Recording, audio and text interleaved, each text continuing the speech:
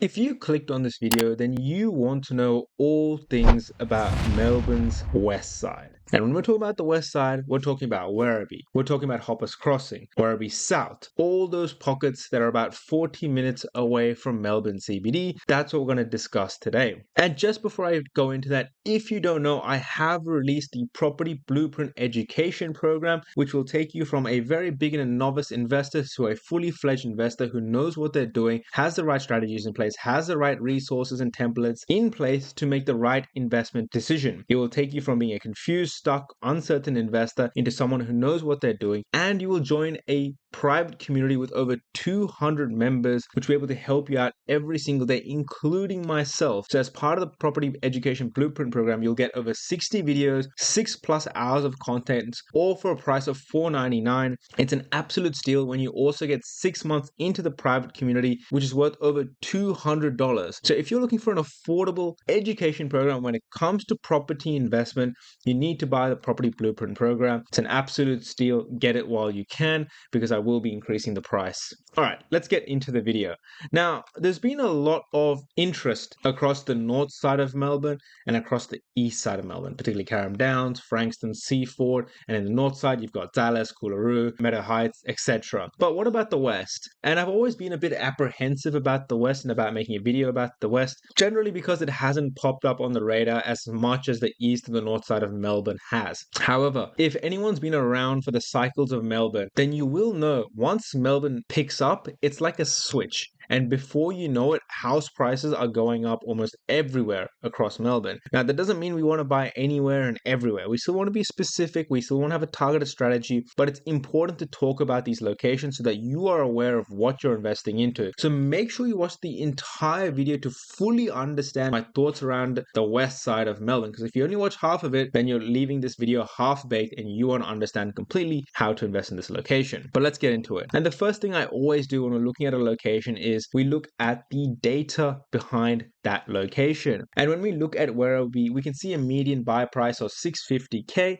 And if you show the bedrooms, you can get the 5-bedroom around $560, give or take a couple of $10,000-$20,000. Higher up is what I would say. Usually in Melbourne, you find they always underquote property, so just be aware of that. Now, the first damning thing you will see is that the yield is not very great. It's around 3.65. Now, with Melbourne, that isn't bad, but it's not good either. So it's a trade-off when we have to pick off a location. 3.65 traditionally in Melbourne is not a bad yield, it's just not the best. And as you can see, over the past 5 years, it's had very minimal growth, about 20%, and over the past 3 years, it's had about 1.67%. So not much growth at all over the past 3 years, which means it's quite undervalued, or you'd say there's a lot of value in that area when it hasn't had that much growth over the past couple of years. And Melbourne is not a market that stays quiet for too long, and there is opportunities there. And we can see the rents have been rising, right? So over the past year, there's about 8% increase in Werribee when we look at the rents, which is really good to see. And indicative yield has been rising across with the rest of Melbourne and across regional Victoria. That's another tick in our box. Now, there's a couple of other ticks we like to see. Renter to owner occupier ratio is 33%. It's neither good nor bad. It's a good level. 33% renters is good. It's still a relatively owner occupier led area, and it's not a broad meadows, so to speak.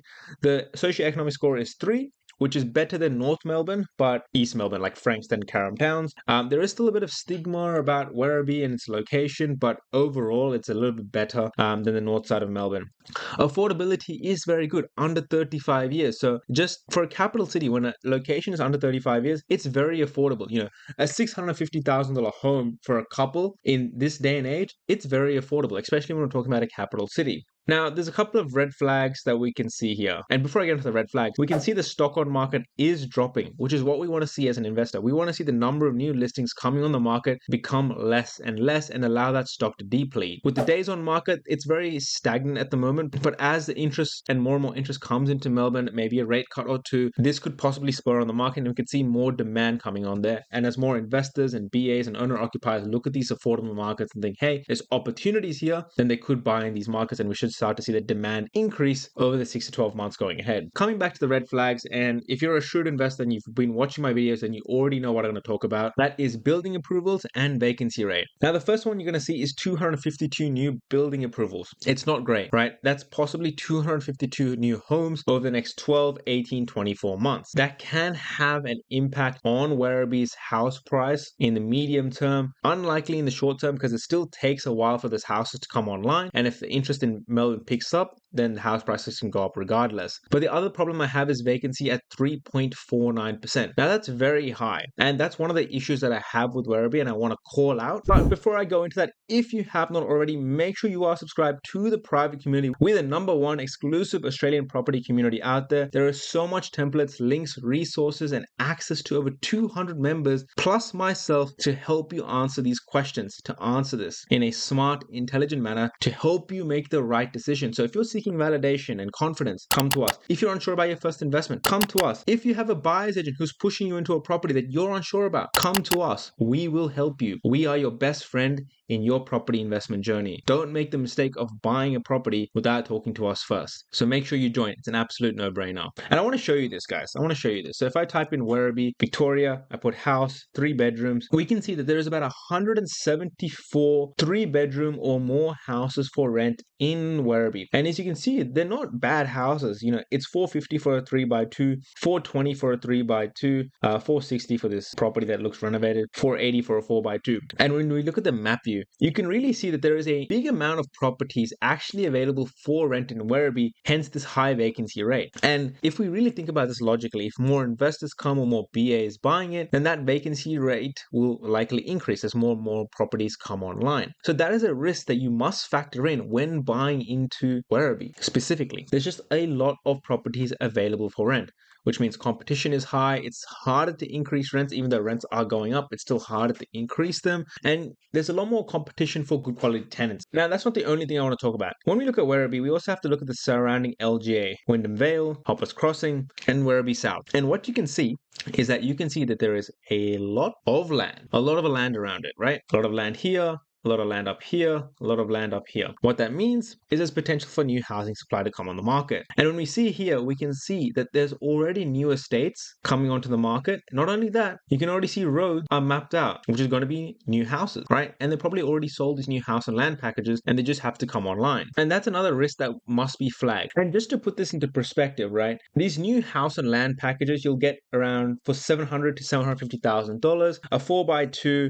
in a new block, it'll be 350 square meters, very small block, but these new house and land packages can have an impact on house prices in Werribee over the long term, right? And that's why it becomes even more critical to find the right type of assets, right? You really want to find good quality assets, brick houses that are at the right price, around that $550, $650 price point, under the new price point of these new houses around $700,000. Because if you buy a property worth $800,000 and there's brand new homes coming for $700,000, it will really make it hard for your property to go up in value when there's new houses coming for less than that. It doesn't logically make any sense. So you need to be very strategic about the way you buy. And to reframe this point, when we look at Wyndham City, which is the LGA of Werribee, and we scroll down, we can see that its building approvals is 4,000. Now this 4,000, you can see, covers a wide part of West Melbourne, but that means there's potentially 4,000 new properties coming onto the market around this area. Now, will those 4,000 properties come in a flick of a switch like this? No, it won't, but it will come, or it will likely come. And we need to factor that into our due diligence. So if we buy in this area, we need to buy with an intelligent mindset, buy the right type of asset, the right type of property in the right pockets. So buying into Werribee in its established pockets is so critically important, as well as Hoppers Crossing. These pockets around where the schools, the colleges, where the transport is so important. Not to buy out in the middle of these new housing blocks of land.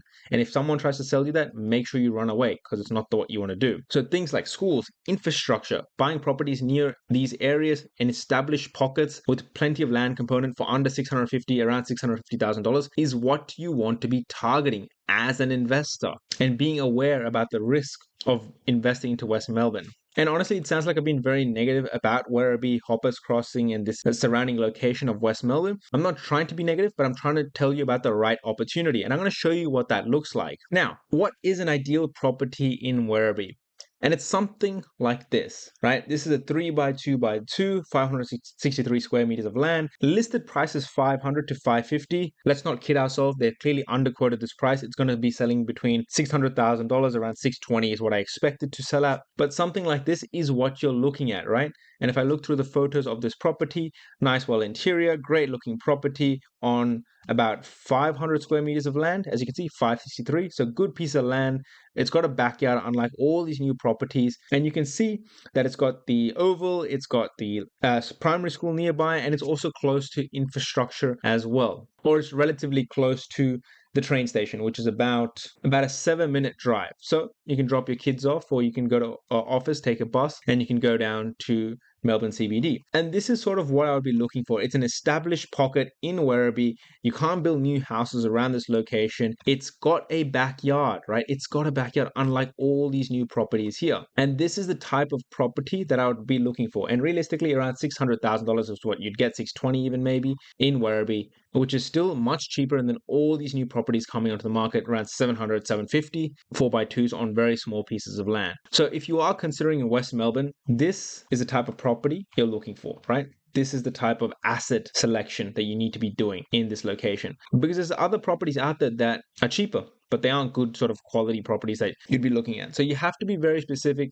So please keep in mind the things that I talked about, which is the number of building approvals, the vacancy rates, and the competition to find a tenant for your property and the number of rentals on it. But there is a good opportunity to buy the right type of asset. And if you're considering West Melbourne for around that price point in a decent area across West Melbourne, around 40 minutes away from the CBD, this could be a location you can consider. Now, of course, do your own due diligence, compare them across the west, east, and north of Melbourne and amongst other locations, and come to a decision, because everyone's investment strategy and decision-making process will be slightly different to suit their standards and their strategy. And if you have any questions at all, jump into the community, ask away, because you do not want to be second guessing yourself once you've bought the property. Till next time, thank you.